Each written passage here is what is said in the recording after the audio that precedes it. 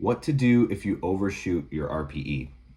What's up, everyone? It's Coach Tony from Bomvex Strength, and today's topic is going to be more on the programming / training decision side of things.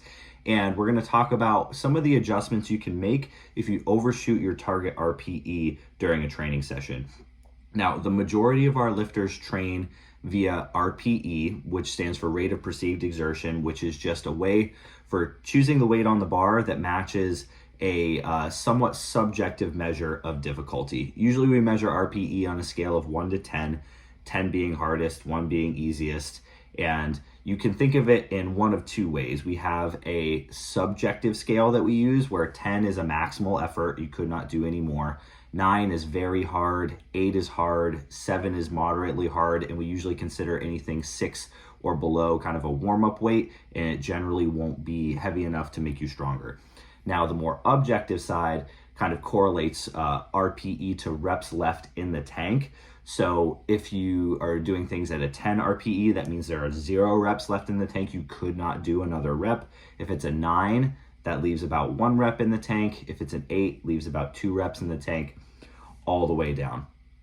Now, which one of those scales a lifter uses takes practice, and you kind of have to figure out as a coach which side of the scale that athlete belongs on, because some lifters are going to be able to more accurately reflect their RPEs based on the subjective scale, and some will more accurately reflect them on the objective scale. And that just takes time and practice, both on the lifter's side and on the coach's side. It's the coach's job to kind of steer them in the right direction as their lifting progresses. So that's just kind of a very brief synopsis of what RPE-based training is. And we prescribe intensity almost exclusively via RPE. Some of my lifters who I know very, very well, I will sometimes choose the weight on the bar for them, but I'll often give them more of a range. And a lot of times it's a combination of RPE with a range suggestion. So it all kind of depends on the person's situation, but we really believe that RPE-based training is a superior way to prescribe the load on the bar because it adapts based on how you're feeling. If you're having kind of a normal day, most of your training days are probably going to be kind of normal, kind of nothing special, not too great, not too bad either. You choose what you feel. And if you are having a really lousy day, if you're very, very tired, if you're injured, if there's a lot of outside the gym stress, you reduce the weight on the bar to reflect your current status of being ready to train, your enthusiasm to train, where your current strength levels are. If you're having an awesome day, then you can push a little bit harder. Maybe you got a lot of sleep, your nutrition's on point, you're just generally very excited to train.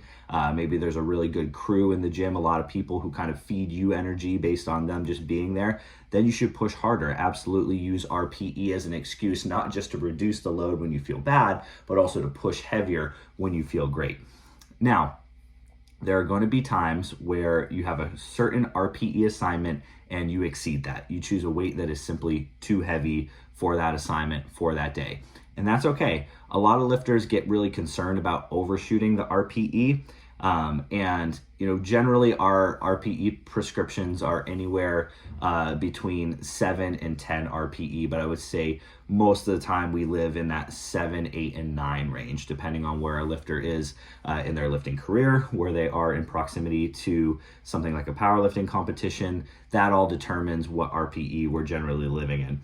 But I would say the most common RPE overshoot is just exceeding the RPE assignment by 1 point, if you want to call it that. So maybe you're supposed to do a set of 3 at 8 RPE and it really ended up being more like a 9.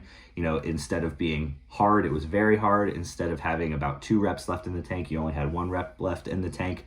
That's okay. That's going to happen from time to time. And I know when I'm prescribing a certain RPE, there's a reason for it. There's a reason why I believe that lifter should be training about that hard at that given time. But if they do overshoot the RPE, there are some things that they can do to kind of course correct so that the general arc of their training at that time goes in the direction that we want.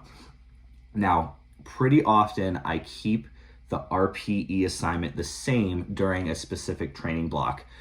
So we may be running a training block where the top sets are all at about 9 RPE. And maybe the rep range is staying the same. Maybe we're keeping them at sets of 5 for several weeks in a row, seeing how many weeks in a row we can increase the weight on the bar for sets of 5 at a 9 RPE. Maybe there's a little bit of undulation, and what that simply means is just changing the rep range on a weekly basis. I do a lot of 3-week waves where maybe we're doing sets of 5 the first week, sets of 4 the second week, sets of 3 the third week, and then repeating. So maybe we're doing 5, 4, 3 at 9 RPE, just kind of over and over again. If you exceed the RPE that's assigned, I think the best thing that you can do is try to average things out the next week.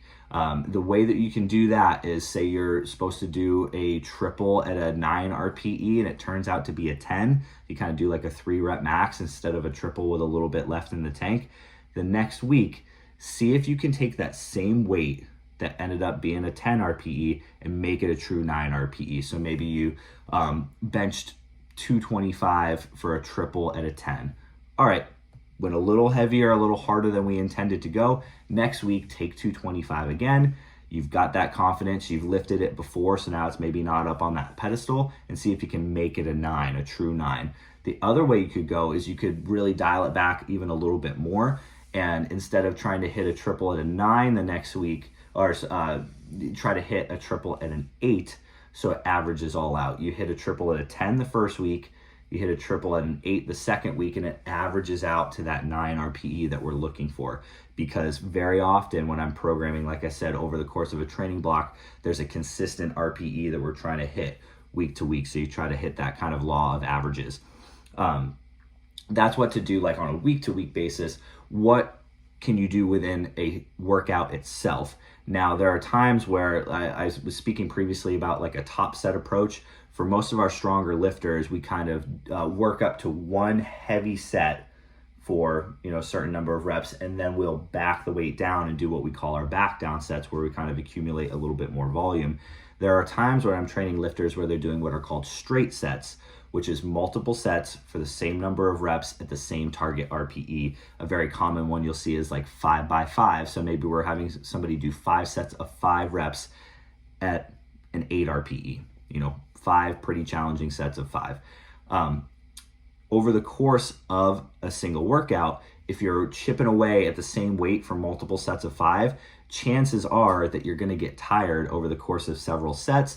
So you may have to reduce the weight on the bar to maintain the RPE that you're looking for. An example of that might be, say you're doing 5 by 5 deadlifts at 405 pounds.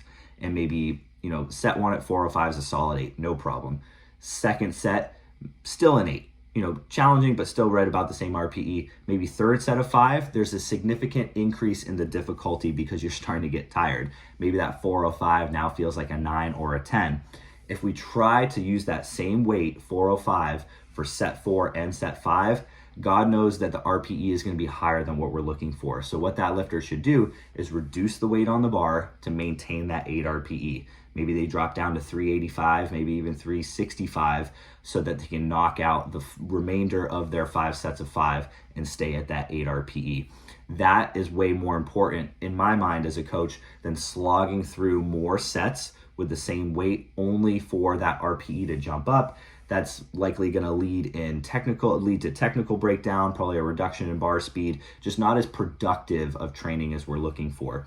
Remember, the stronger you get, the more you can wear yourself out within a single training session. Better lifters are often less able to reproduce those high-level efforts over and over, so it's totally fine to take weight off the bar within a straight set protocol in order to maintain the RPE that you're looking for. All right, so if you do overshoot your RPE, I think this is something really important to note as well. Usually a lifter can tell before a set is over if they're going to overshoot the RPE. Again, we'll use an example of like a triple at a 9. Very, very common assignment that I give to a lot of lifters. Seems to work really well. Heavy triples, there's something kind of magic about them for a lot of lifters. If you load up the bar and you get that bar in your hands, you get that bar on your back, and you do your first rep, and you know that you're going to have to gut out rep 2 and rep 3 to finish this set, just do it. Don't bag the set because you know you're going to overshoot your RPE a little bit. You've got to commit to it. And I think it's way more important in the grand scheme of things to kind of build up that mental fortitude and that commitment to the set that you're in right there than to rack it because like, oh, I know that's going to be a 10 instead of a 9. First of all, you might surprise yourself.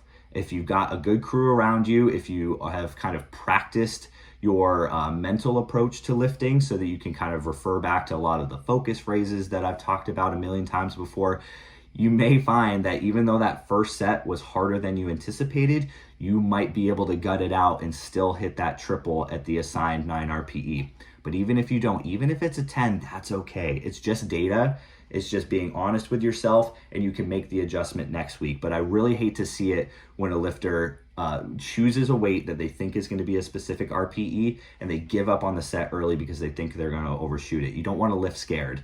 You want to just kind of face it head on, commit to what you're doing, and finish the set, even if you do overshoot the RPE. All right, so that gives you a couple of strategies as far as adjustments to make within a single workout or from week to week if you do overshoot your RPE, because RPE-based training takes time. It's it's learning to listen to your body, and that's one of the most valuable tools you can kind of hone as a lifter. All right, so make the adjustment and do better next time.